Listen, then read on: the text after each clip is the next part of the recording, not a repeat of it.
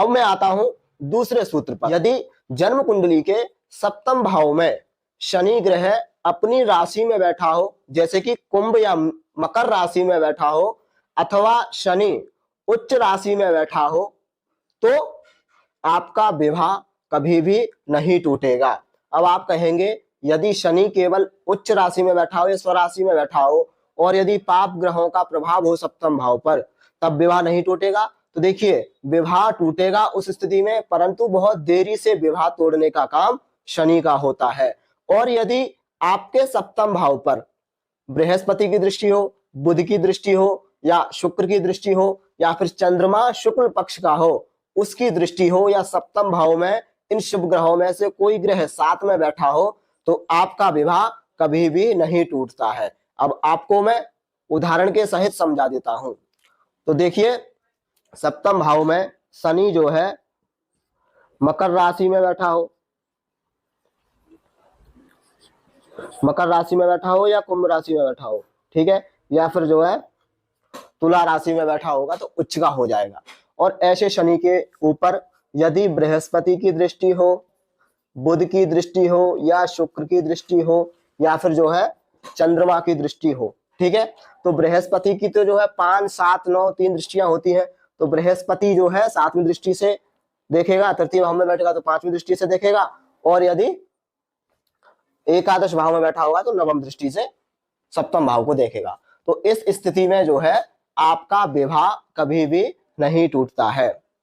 देखिए, पहले मैंने जो सूत्र बताया था, पंचमेश का संबंध लगने से बनेगा तो विवाह नहीं टूटेगा, इसमें एक स्थिति और अच्छी बन रही है कि संतान के द्वारा जो है इनका विवाह कभी नहीं टूटता है, अर्थात दोनों का संतान के प्रति बहुत अच्छा प्रेम होता है, जिसके कारण विवाह टूटने की संभावना तो बनेगी परंतु विवाह कभी भी नहीं टूटेगा।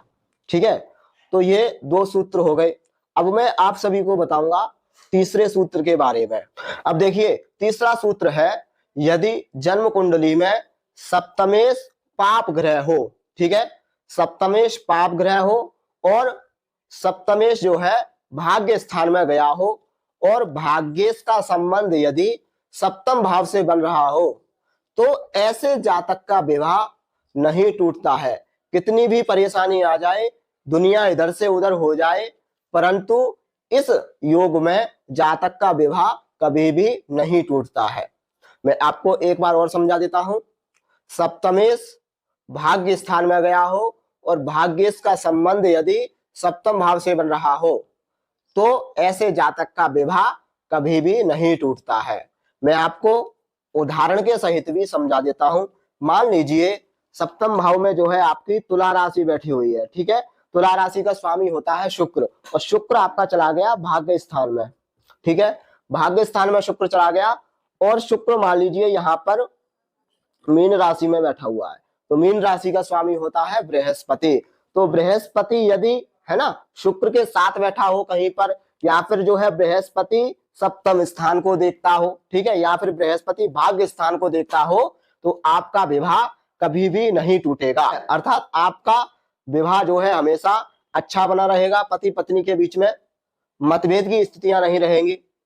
तो आज मैंने आप सभी को बताया है आपका विवाह, जो योग मैंने बताए हैं इन योगों में कभी भी नहीं टूटता है। इससे पहले मैंने आपको बताया था यदि बृहस्पति की इन भावों पर दृष्टि हो तो कभी भी तलाक नहीं होता है। तो आज मैंने आप सभी को उसी विषय पर दूसरी वीडियो लेकर के आया हूं और चर्चा की है मैंने। तो आप लोगों को यदि अपनी जन्म कुंडली में, नवांश कुंडली में जानना हो आपका विवाह भविष्य में टूटेगा या नहीं टूटेगा, तो आप मेरे से मात्र 351 रुपए में कुंडली का अध्ययन करा सकते हैं। तो मैं अगली वीडियो में मिलूंगा और किसी खास कार्यक्रम में। जब तक के लिए नमस्कार, राधे राधे।